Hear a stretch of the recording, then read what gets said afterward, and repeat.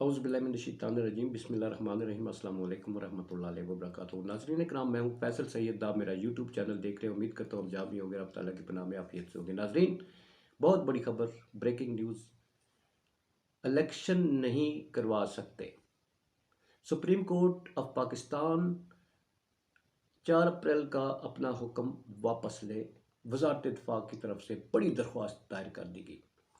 इसी पे बात करते हैं नाज़रीन। आपको मालूम है कि आज रिपोर्ट्स जमा कराई जानी थी स्टेट बैंक, इलेक्शन कमीशन और वज़ारत दिफा की तरफ से सिक्योरिटी फराहम करने के हवाले से। इलेक्शन कमीशन ने कह दिया कि स्टेट बैंक ने हमें पैसे नहीं दिए। स्टेट बैंक ने कह दिया हमने पार्लियामान ने हमें रोक दिया है, हमारा इख्तियार ही नहीं है। गल ही ख़त्म हो गई।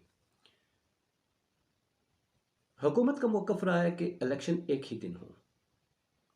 2 सूबों में अलग अलग इलेक्शन नहीं करवा सकते। अगर करवाएंगे तो कुछ तो खून होगा, जैसा कि आज जावेद लतीफ़ साहब ने असेंबली फ्लोर में कहा कि खूनी लकीर होगी ये इलेक्शन 2 सूबों में करवाना। तो अभी की दरख्वास्त को सामने रखें, कल की मुलाकातों को सामने रखें, कल के हालात को सामने रखते हुए अगर इस दरख्वास्त को भी सामने रखें तो वजह सामने आ जाएगी। वज़ारत दिफा ने सुप्रीम कोर्ट ऑफ पाकिस्तान में दरख्वास्त दायर की है। दरख्वास्त का मतन ये है कि मुल्क में एक ही दिन इंतखाबात करवाए जाएं। 2 सूबों में अलग अलग इंतखाबात करवाने के लिए हम सिक्योरिटी फराहम नहीं कर सकते। एक ही दिन इंतखाबात करवाने के लिए बलूचिस्तान और सिंध असम्बली की मुद्दत पूरी होने का इंतज़ार किया जाए। ये आपको सभी को मालूम है कि इलेक्शन कमीशन 8 अक्टूबर की तारीख दे चुका है और 8 अक्टूबर की तारीख जो है वो सुप्रीम कोर्ट और सदर पाकिस्तान के फैसलों के बिल्कुल बरक्स दी गई। और उसकी वजह ये बताई जाती है कि सितंबर में सदर पाकिस्तान और चीफ जस्टिस ऑफ पाकिस्तान जो है ये रिटायर हो जाएगी। इसके बाद हुकूमत समझती है कि सारे मामलात हमारे हाथ में होंगे। तो इस दरख्वास्त में भी यही मौक़िफ़ इख्तियार किया गया है और सुप्रीम कोर्ट ऑफ पाकिस्तान से कहा गया है कि आप यानी सुप्रीम कोर्ट ऑफ पाकिस्तान 4 अप्रैल का इलेक्शनों के हवाले से 90 दिन के अंदर इंतखाब कराने का जो हुक्म है वो वापस ले अपना फैसला। अब सुप्रीम कोर्ट ऑफ पाकिस्तान क्या मौक़िफ़ इख्तियार करती है और पीटीआई जो पहले ही सड़कों पर आने का ऐलान कर चुकी है कि अगर इलेक्शन नहीं होते तो हम सड़कों पर आएंगे।